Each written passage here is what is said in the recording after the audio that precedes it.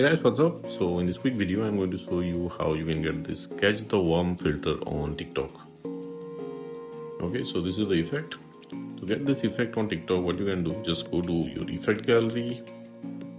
Okay, in trending section, remember this image. This is the filter.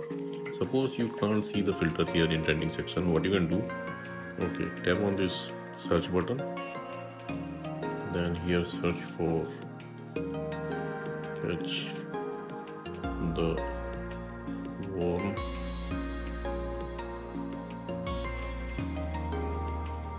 Okay, the first one with 618 videos, tap on it. Okay, you got the filter. Okay, suppose you are not getting the effect like this from the effect gallery or from the search, what you can do, go to your For You page. Okay, and here search for catch the worm.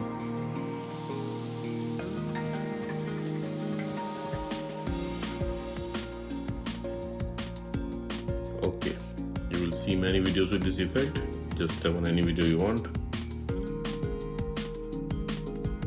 Okay, on the bottom left corner of the video you will see the effect name. It's in yellow. Just tap there. You will be directed to the effect page. Now tap on the record button at the bottom of the screen. Okay, and that's it, you got the filter.